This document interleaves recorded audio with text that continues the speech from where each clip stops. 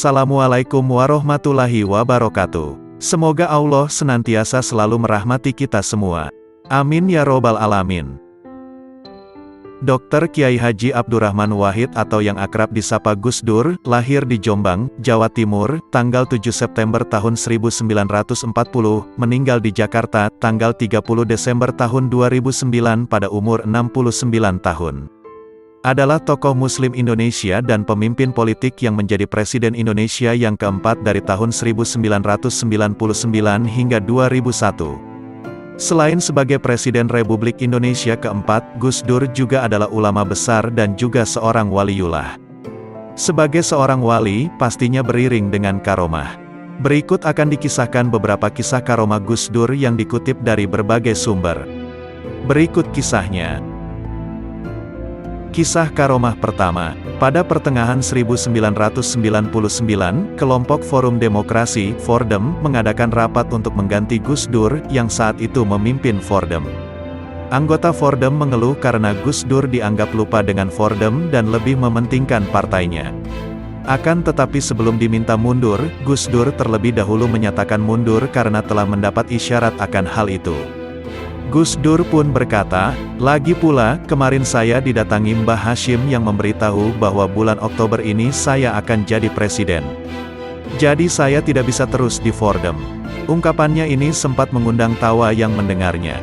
Meski ada yang menganggap serius ungkapan Gus Dur ini, namun tak sedikit pula yang menganggap ini sudah tidak normal. Terlebih lagi, pada waktu itu nama Gus Dur belum muncul sebagai calon presiden yang signifikan. Bahkan partai yang nantinya akan mengusungnya belum lahir.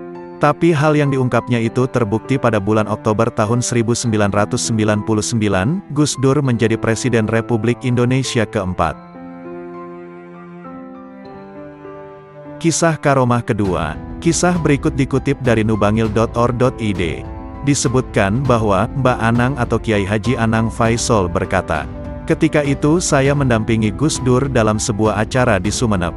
Ketika selesai acara, saya berjalan di samping Gus Dur ketika hendak menuju mobil. Di tengah kerumunan banser yang mengawal dan kerumunan orang yang hendak bersalaman kepada Gus Dur itu, tiba-tiba Gus Dur berkata setengah membisik kepada saya, 'Tolong beri jalan, ada wanita mau bersalaman dengan saya.' Seketika di tengah kerumunan itu ada wanita paruh baya mendekat. Wanita itu berpakaian hitam ala Jawa dan memakai konde. Mbak Anang melanjutkan lagi, saya pun menyuruh banser untuk memberi jalan bagi wanita itu. Ketika wanita itu berada di hadapan Gus Dur, kontan Gus Dur menunduk dan bersalaman kepada wanita itu. Setelah bersalaman, wanita itu pun menghilang di tengah kerumunan. Selepas itu, di mobil, Gus Dur berkata kepada saya, 'Gus Anang, sampeyan tahu siapa wanita yang saya sungkemi tadi?' Wanita itu adalah ibunya Joko Tingkir. Saya tidak sempat sowan kepada beliau, maka beliau mendatangi saya ke sini." Kisah karomah ketiga. Dikutip dari islam.nu.or.id. Kiai Haji Abdul Moqsid Ghazali atau Kiai Moqsid yang juga dikenal dekat dengan Gus Dur saat masih hidup menuturkan, "Dahulu Gus Dur ditawari umur 90 tahun oleh malaikat. Buat apa sih umur panjang-panjang, yang sedang sajalah 69 tahun.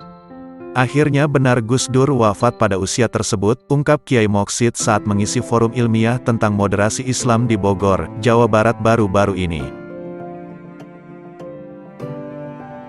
Kisah karomah keempat. Kisah berikut dituturkan oleh Profesor Dr. Kiai Haji Said Akil Siroj, MA atau sering dikenal Said Akil Siroj. Pada waktu itu beliau bersama Gus Dur di Madinah Al-Munawwaroh. Setelah berziarah, beliau berdoa di Raudah. Malamnya Gus Dur mengajak Kiai Akil jalan-jalan ke masjid untuk mencari seorang wali. Setelah muter-muter di masjid, Kiai Akil ketemu sama orang yang pakai surban tinggi, sedang mengajar santrinya yang banyak. Kiai Akil berkata ke Gus Dur, "Apa ini wali Gus?" tanyanya. "Bukan," kata Gus Dur. Mereka pun mencari lagi. Beberapa saat kemudian, mereka bertemu dengan orang yang memakai surban dengan jidat hitam. Gus Dur berkata, "Bukan ini." Pencarian pun dilanjutkan, kemudian akhirnya Gus Dur menghentikan langkah di dekat orang yang pakai surban kecil biasa, duduk di atas sajadah, barulah kemudian Gus Dur berkata, "Ini adalah wali." Kemudian Kiai Akil memperkenalkan diri dan tentu juga memperkenalkan Gus Dur pada wali tersebut dalam bahasa Arab. "Syekh, ini saya perkenalkan, namanya Ustadz Abdurrahman Wahid, ketua organisasi Islam terbesar di Asia." Disebutkan bahwa tujuan dari mencari wali ini adalah ingin didoakan oleh seorang wali. Akhirnya wali ini berdoa untuk Gus Dur, semoga diridhoi, diampuni, hidupnya sukses. Setelah itu wali tersebut pergi sambil menyeret sajadahnya dan mengatakan, "Dosa apa saya, sampai-sampai makom, kedudukan saya diketahui oleh orang." Dalam sebuah atsar, perkataan ulama-ulama menyatakan bahwa yang mengetahui kedudukan seorang wali adalah sesama wali itu sendiri. Kisah karomah kelima.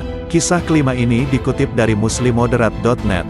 Disebutkan bahwa semasa menjadi Presiden Indonesia, Gus Dur sangat rajin menjalin silaturahmi dengan pemimpin negara lain, satu kebiasaan baik yang telah dikembangkan sejak sebelum ia menjadi presiden kepada masyarakat.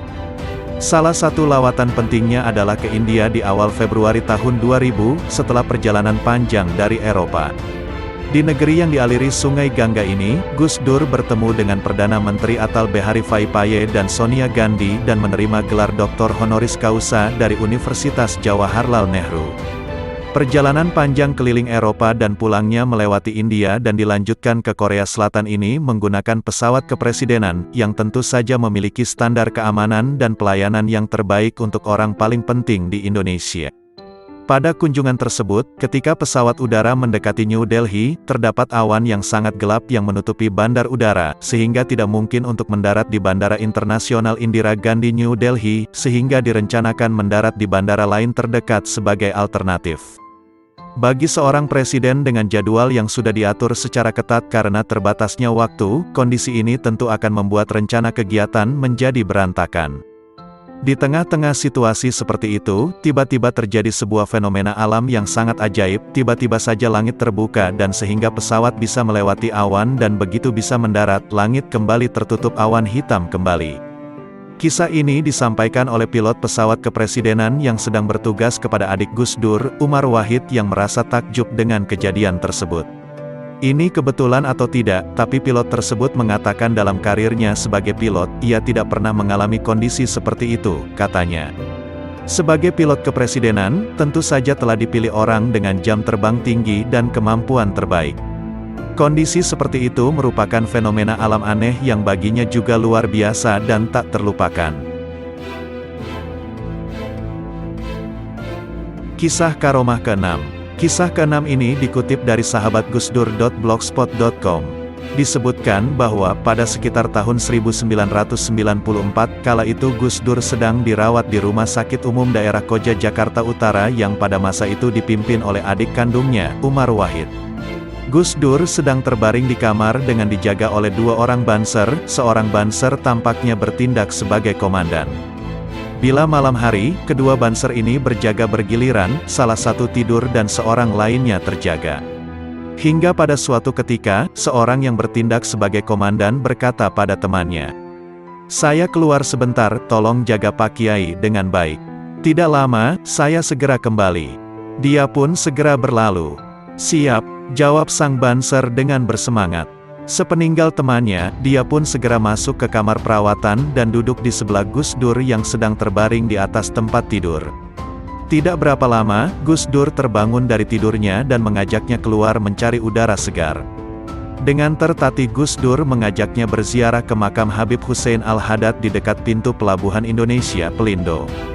Letak makam tersebut hanya berjarak sekitar 400 meter di seberang jalan raya pelabuhan di depan Rumah Sakit Koja. Sang banser pun dengan setia mengikuti Gus Dur yang berjalan tertatih-tatih. Seusai berziarah dan memanjatkan doa, sang banser pun mengiringkan Gus Dur untuk kembali ke kamarnya. Setelah Gus Dur kembali beristirahat dan tidur, dia pun keluar ruangan. Namun alangkah kagetnya ketika dia keluar ruangan. Dia mendapati temannya yang tadi keluar sedang menunggunya dengan muka masam, laksana komandan yang menunggu laporan kekalahan dari bawahannya. Dengan menghardik, sang banser yang berlaku sebagai komandan ini berkata, "Dari mana saja kamu, disuruh jaga kok malah keluyuran seenaknya." Dengan gelagapan sang banser menjawab, "Siap dan dari mengantar Pak Kiai berziarah." Jangan buat alasan yang aneh-aneh. Saya hanya pergi sebentar, lalu kembali. Dari tadi saya lihat Pak Kiai tidur di dalam. Sementara kamu tidak ada." Mereka pun kemudian saling berdebat dan bersitegang tentang penglihatan dan pengalamannya masing-masing. Cerita ini adalah cerita nyata yang dialami oleh teman-teman Banser di Jakarta Utara, tutur Kiai Haji Miftahul Falah, salah seorang tokoh NU Jakarta Utara. Demikianlah ke-6 kisah karomah Gus Dur dibacakan. Sekian dan terima kasih. Wassalamualaikum warahmatullahi wabarakatuh.